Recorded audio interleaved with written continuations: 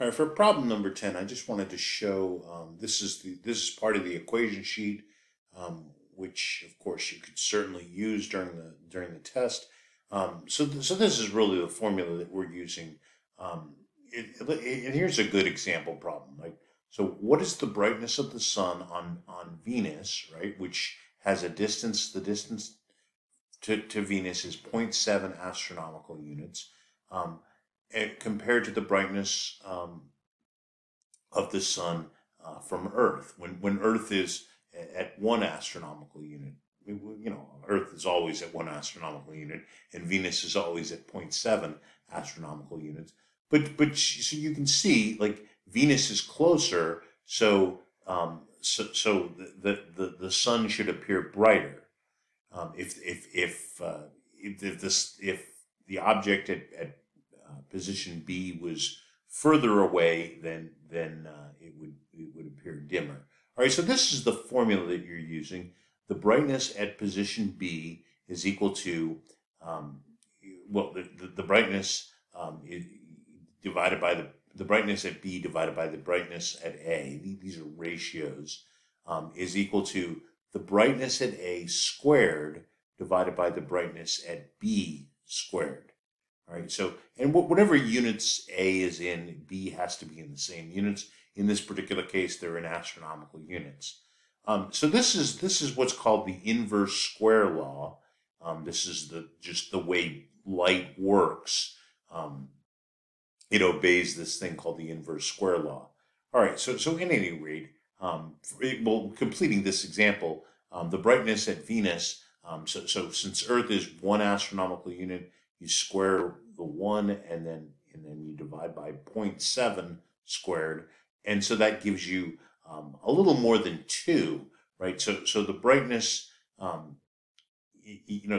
brightness at Venus compared to the brightness of the sun from Earth is a little more than 2 times the brightness, right? The brightness at Venus is exactly 2.04. All right, so let's get to this problem that we're trying to do. All right, so it says how many times brighter or dimmer. All right, so we have to answer that question as well. Is the sun on Mercury, which they give us the distance to Mercury as 0.39 astronomical units, than the Earth, where the distance to the Earth is 1 astronomical unit. And of course, there's the answer. We're going to prove this right now. All right. So since the point B here is Venus, and so we know that the brightness, right, the brightness at point B is compared to the brightness at point A is equal to the distance to A squared divided by the distance to B squared. All right, so that's again the inverse square law. So let's put what these in. All right, so since A is the Earth, it's just 1 squared. All right, so that's still 1, and then now we're going to divide by the distance to Mercury in this case. The example, of course, was Venus. But by the way, so since we know Mercury is closer to the sun, this is going to be brighter. All right, so just indicate that. All right, so anyhow, so it's going to be 0.39, and because this is 1 astronomical unit, 0.39, but you have to square that. All right, so we're going to square that. All right, so let's get out our calculator, and it should come out to be more than 6.5 times brighter. All right, so let's actually verify that. Let me clear this.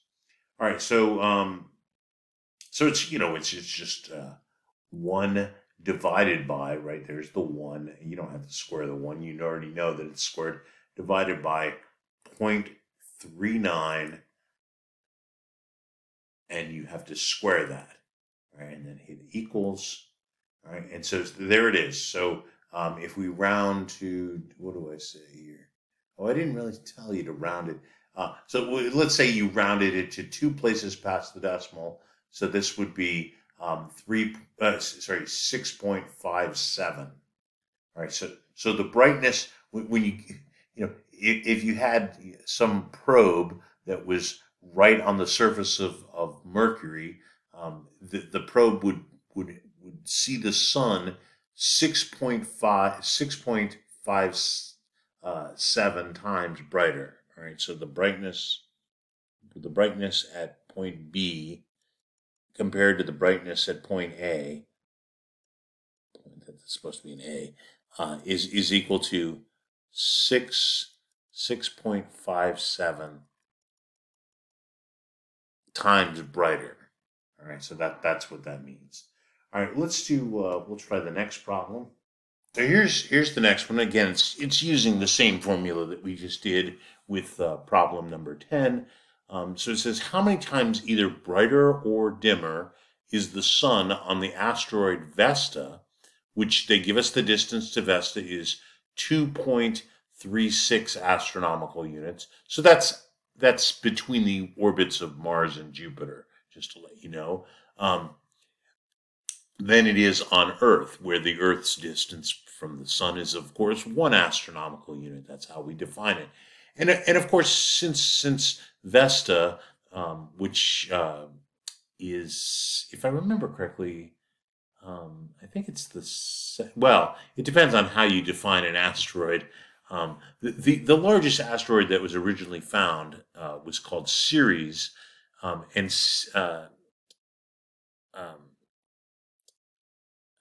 Ceres. Sorry. Yeah. Actually, it is Ceres. Ceres. But now I think Ceres has been reclassified as a dwarf planet. It's so large that it's considered a dwarf planet, and Vesta might be considered a dwarf planet, but it's really large. It's not nearly as large as Ceres, but I think it's like the second or the third largest object in the asteroid belt. All right. So anyhow, so since Vesta is further away, I was trying to get to my point. It's going to be dimmer. All right. So we already know that, right? And so we're going to use this formula. The brightness at B compared to the brightness at A. That's not a very good looking B. All right, the brightness of B is equal to, all right, so it's the distance at A. So in our case, of course, the Earth, it's 1. You square that, divided by the distance to Vesta, which is going to be 2.36. But again, you have to square that. All right, and so let's see what that number comes out to be. We already know it. If we rounded it to 2 places past the decimal, it should be 0.18. So if you get the number, if the number is less than 1, it's dimmer. All right. So, or if you already know that it's further away. All right. So here we go. All right. So 1 divided by 2.63 squared. All right, and so this is what it equals. So the answer is 0.179. And of course, if we rounded it to 2 places past the decimal, that would become 0.1. Whoops. Hold on. I think I had already rounded it in my head. So 0.17, and then the 9 after this. If we were rounding the 7, all right. So do we round it up or down? The digit after the 7 is a 9, so that's 5 or greater, and so we round it to an 8. We round the 7 up. All right, which is what I had in this problem. All right. All right, here's number 12. It says they give us the mass of Mercury, they give us the radius of Mercury, but this time, instead of calculating something like the density or the surface gravity, we're calculating the escape velocity. And by the way, we're calculating the escape velocity from the surface, just to let you know. if you were to calculate the escape velocity from, for example, from the top of a mountain, you would just say r plus the height. All right, so that it would be r plus h, but we don't have an h here. The one thing is r has to be in meters, and of course the escape velocity is also going to be in meters per second. All right, so and notice it says to calculate the escape velocity in kilometers per second, and round to one place past the decimal. All right, so this is the formula right here. I already wrote it out. Let's put numbers into this. But first, let's change the radius from kilometers to meters. So remember, like if it's in kilometers, like it is right here, that's the typical thing. You have to put r in meters for this formula to work right. So this would, remember, it's just the same numbers, 2439.7, and then 1 kilometer is 1,000 meters, or so you could just write E3, right? And that's of course that's now in meters. So we're going to use this number right here, and the mass is already in kilograms, so we're good to go. All right, so I'm going to write the numbers. All right, so I've written the numbers right here. Get my cursor. I've written the numbers right down here. All right, so if we plug all that into my calculator, remember this is going to give us an answer in meters per second.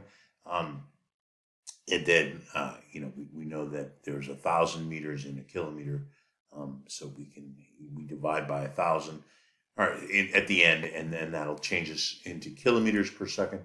All right, so here we go. All right, so I'm going to do the square root at the end. With this calculator, it's just easier to do this.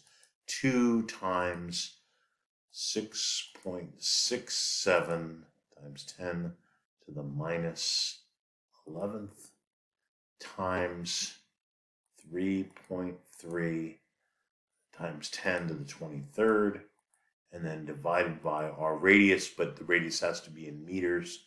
All right, so it's going to be divided by 2,439.7 times 10 to the third, xp to the third. All right, and so if I hit equals, that's going to be everything underneath the square root. All right, and so if I take the square root of this, there it is, right? So 4,247.8, but that would be meters per second. And so if I divide this by 1,000, right, or, just move the decimal place 3 places to the left. And so the answer is, let's see, what did they want us to round it to one place past the decimal? So it would be 4.2. Since the next digit is a 4, you don't round that up. So the answer. So this would be 4,000. 4,000. I didn't mean to. Let's see. Spend more time looking for this calculator. 4247.8, and then you divide that by 1,000, and that rounded to one place past the decimal, it would be 4.2 kilometers per second. All right, so for example, for the Earth, it's like 11.5 kilometers per second to escape the surface of the Earth. All right, so that is problem number 12.